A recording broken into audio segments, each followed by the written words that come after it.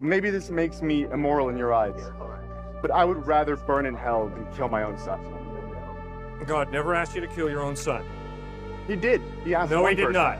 He asked one person. Cliffe faces a fiery challenge as a student questions everything: God, morality, eternal punishment, and even heaven itself. This heated debate dives into the toughest questions about faith, justice, and the meaning of life. Can Cliffe defend his beliefs under pressure? Share your thoughts in the comments below. Now, let's dive into the debate. And for the rest of the Old Testament, God communicates to the Jewish people, you are not to do what all the cultures around you do, which is child sacrifice.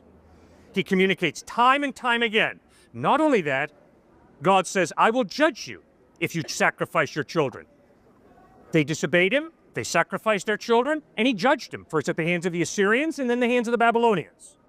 So let's not go off into what-ifs. Let's stick with the facts, what really happened. All right, the facts.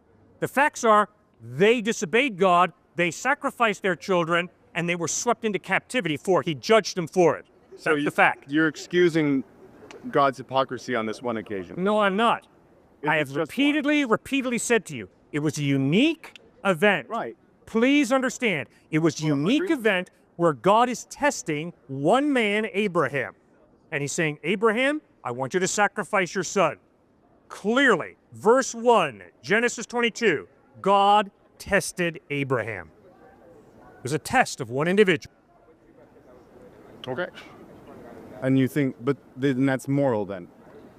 I guess my question was, does killing your son become moral?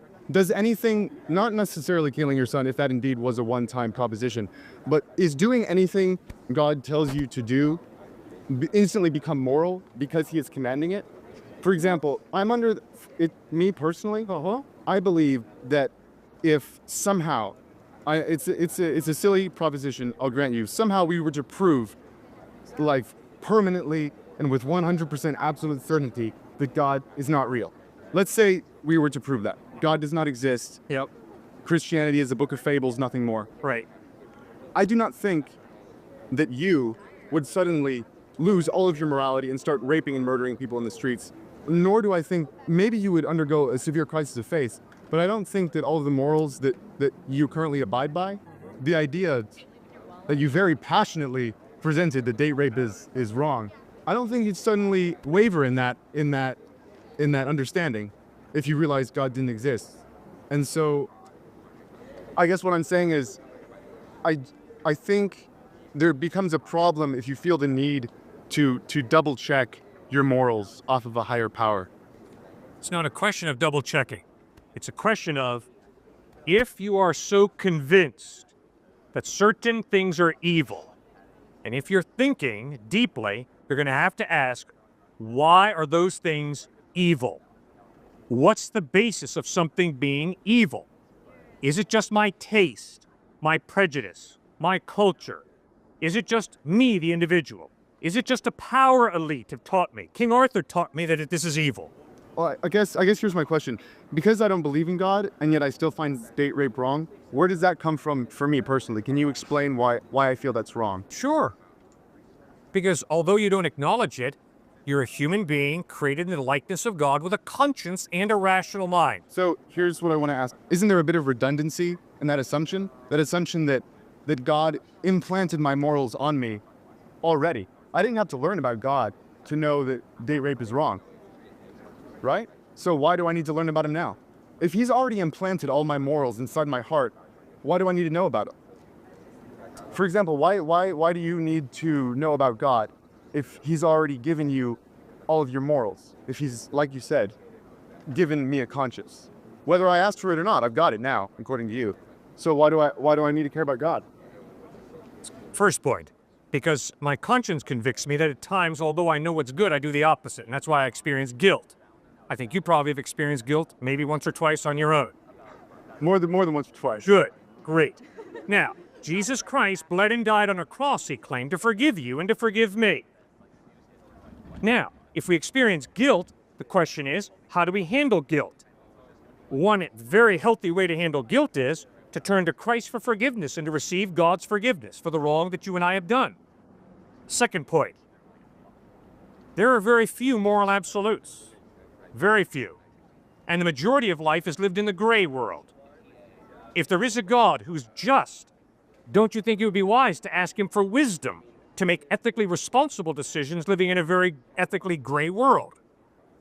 I wanted to ask you, in the Ten Commandments, God lays down some very specific moral guidelines. Yes. Thou shalt not murder. Right. Why wasn't thou shalt not enslave your fellow man included? I don't know. Why is that not something that he felt, because he didn't feel the need to guide people away from murder. He didn't say, you can murder people twice every year until you wean yourself off of it, you know? Right. Because everyone loves to murder, so just get yourself away from that little by little, like we will with slavery. Right. Why didn't he just say, slavery's bad, I'm God, deal with it? You bet. I don't know. And I really don't know why God hasn't sent a message to American Christians that driving Mercedes and BMWs and having 3 houses is immoral. Because we have the solution to the starvation on the world, on the planet. It's wealthy people share your wealth. I don't know why God hasn't done that. But I can promise you, sir, what you need to tell your professor or yourself or whoever's talking to you about Exodus, Leviticus, and Numbers and Deuteronomy is one thing, and I'm pleading with you, and I've repeated, I'm going to tell you one more time. If you think that the Mosaic legislation for the theocracy of Israel is not different from the moral law found in Exodus 20, you're making a huge textual mistake. There's a humongous difference between those 613 laws found in Exodus, Leviticus, Numbers, and Deuteronomy that apply to the theocracy of Israel and the moral law of God found in Exodus 20. And if you can't learn to distinguish between Mosaic legislation and a moral absolute, we got to go back and do some more homework. Okay, I just wish that had been made more clear, I suppose, because, So do I.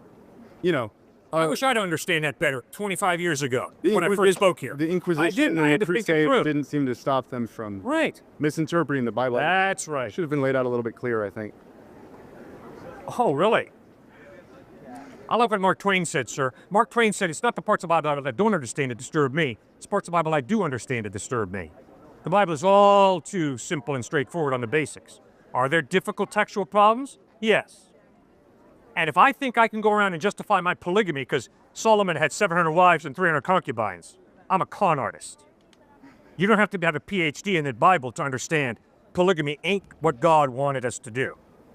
So, okay, going based off of that, how do you feel about the people who use the Bible as an argument against, say, gay marriage? Well, I think it's real clear. The Bible clearly, consistently communicates that God created our sexuality to be enjoyed when it comes to sexual intercourse between one man and one woman till death parts us. And from Genesis to Revelation, homosexuality is communicated as a twisting of that beautiful gift that God gave us, and homosexual sex is a twisting of that gift. It's a wrong use of that gift. Isn't that included in the same set of laws that you were just talking about? Yes? So how do we determine which one is for everyone? Homosexuality. You answer that. 100% wrong. You're a smart kid. You answer that one. When I read it through, maybe I need to, look harder, but it seems a little muddled. Which ones? I feel like All right. they should have a tag. Let Like, me this answer one for is you. for everyone for eternity, and this one is just for you guys right now. You bet. I'll answer it for you. Okay, thanks. If the statement that I just made in answer to the gay marriage issue was based on Leviticus chapters 21 and 22, you caught me. Good thinking. But I can promise you, my view of homosexuality has nothing to do with Leviticus, Deuteronomy, Numbers, or Exodus.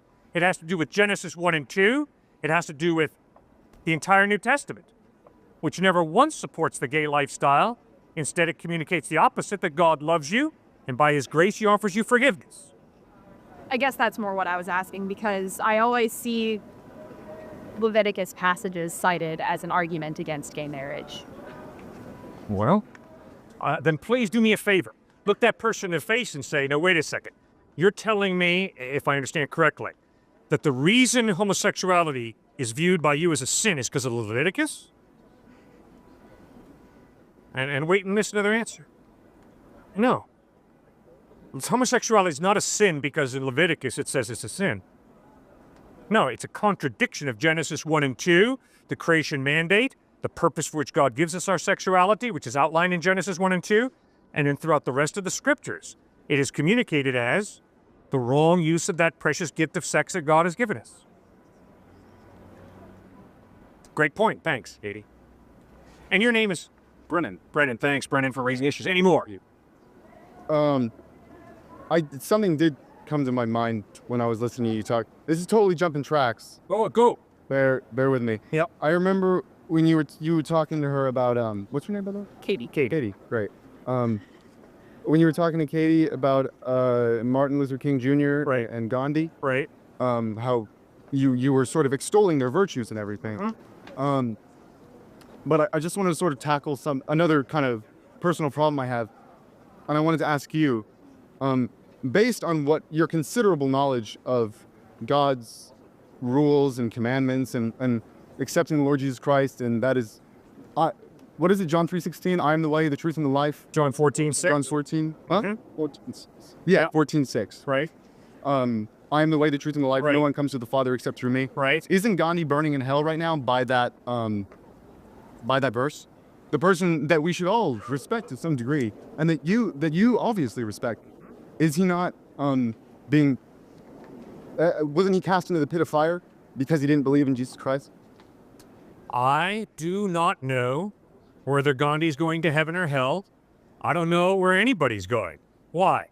Because I don't know what a person decides before they die. We can, based on textual evidence, we can make reasonable assumptions, correct? You can make a reasonable assumption right now that if I were to die right now of embarrassment or shame or something, or nervousness of being on camera in front of this great crowd of people, and have not, in my hardest of hearts, been moved so far that I would be given the elevator downstairs and not upstairs, right? You could make that assumption. I'm pretty sure you believe that about me right now. And so can we not assume, because Gandhi said several times that while he appreciated a lot of the sorry, my mind's drawing a blank, philosophy in the Bible, that he was not a Christian, he was Hindu, and we can assume that because he was shot and killed, that he didn't have time to change his mind at the end. So we can assume he's burning in hell, right? No? Still? Okay. But you can assume I'm burning in hell. No. No. I would never want to assume that about anybody. I know, but you have to if you believe that the only way to get to Jesus, to get to heaven, is to believe and accept Jesus Christ as your Lord and Savior. And if I'm telling you right now that I haven't done that yet, that's an assumption you can make, right? Because I know I guess the big problem I have is that I hear a lot of people say these things. You have to accept Jesus or you're going to go to hell. That's the only way to get to heaven. And then when we ask them these questions, like, do you really think I'm going to be tortured for eternity? They're like, oh, I cannot judge. God is the only judge of man. But you're not judging me. You're not sending me to hell. But somebody is, and you know who that someone is, and you know why. Yeah. Do you think there are going to be people who call themselves Christians who go to hell? You do. Do you? Do I? I don't believe in hell. But you believe that lots of Christians are going to hell because lots of Christians enslave people.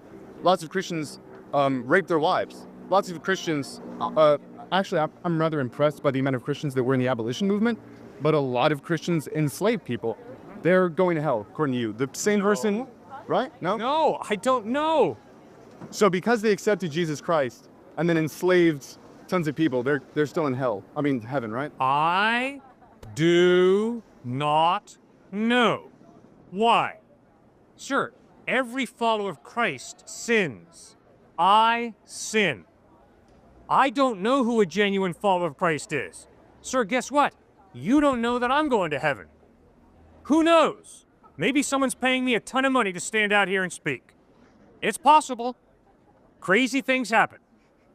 You, my friend, have seen more than enough Christian hypocrisy. So you know that we all are capable of being incredible hypocrites. So maybe I'm a colossal hypocrite. It is possible. Are you a false prophet? Maybe. God condemns false prophets. How do I know you're not a false prophet? Exactly. It's possible. How can I believe in anything you're saying to me right now? Because I know you're trying to change hearts and minds.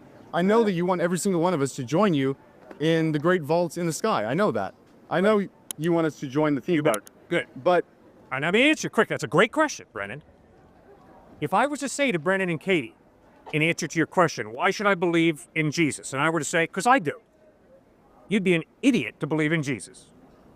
Instead, what I'm saying is, go back and get the Gospels of Matthew, Mark, Luke, and John. Read them for yourself, separate from me.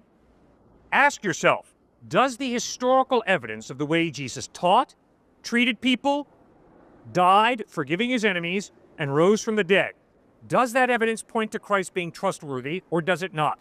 Do not believe in Jesus, because I do. Please don't. It's a horrible reason to believe in Jesus. Horrible.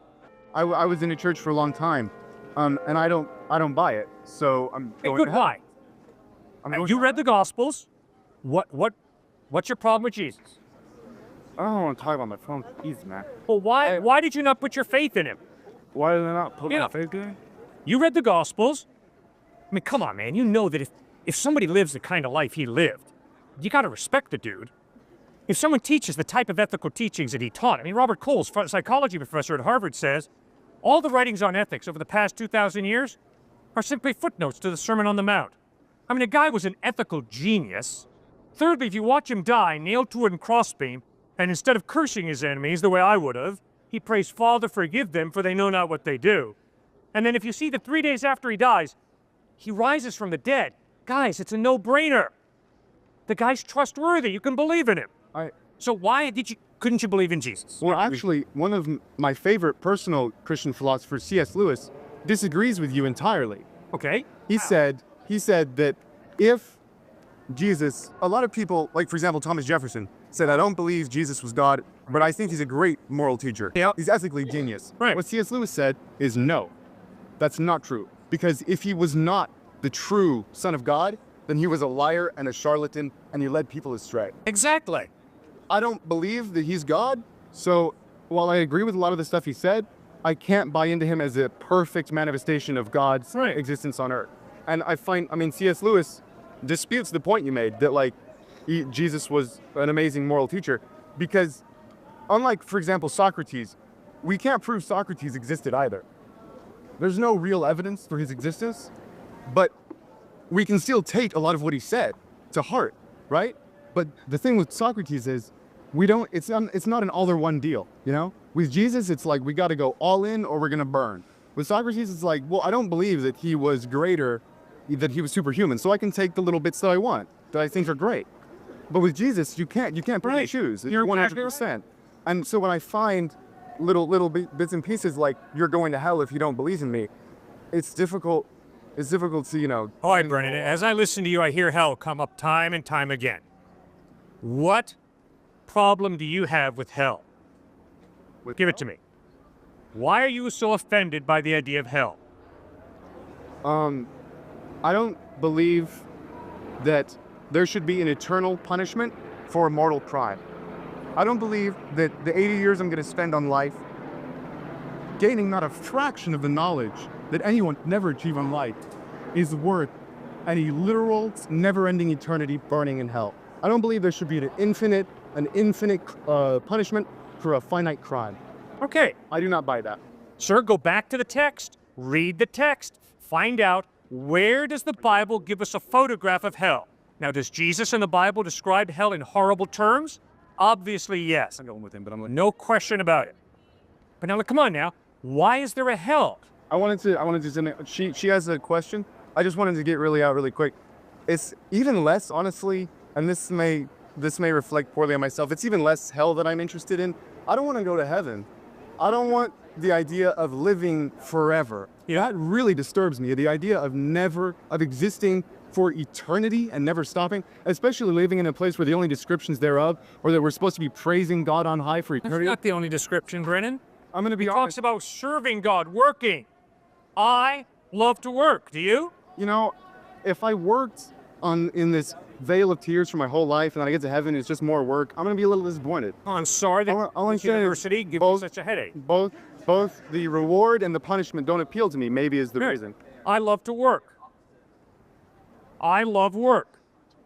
And guess what? When I work with street people, I'm going to get them a job. Why? Because if you don't work, Brennan, you're going to fall apart psychologically. And if you don't believe me, just go out and examine the homeless. If they don't have a job, if they don't work, they tend to fall apart. It seems that God created us to work. And in heaven, we will be working. At heaven, we will also be relating. Guess what? I really love my wife. I really love my boys. And as weird as this might seem, Brennan, I love you. That's why I'm standing here talking with you. So, I would love to be able to talk with you and get to know you throughout eternity in heaven. Heaven is all about relationship. That's why Jesus says in John 17:3, this is eternal life, that men might know you, the only true God, and Jesus Christ whom you've sent. So heaven is all about relationship. It's all about work, creativity. You express your creativity in work. I express my creativity in work. That's good. Come on, guys. Are you really here just to make more money? Is that what you're here all about? Come on, guys. Think. Think. There's got to be more to life than just positioning yourself to make more money. Nothing wrong with money. But there's got to be more to your life and your work than just making money. You got to enjoy serving people, producing a product to help people. That is good. Work is a gift from God.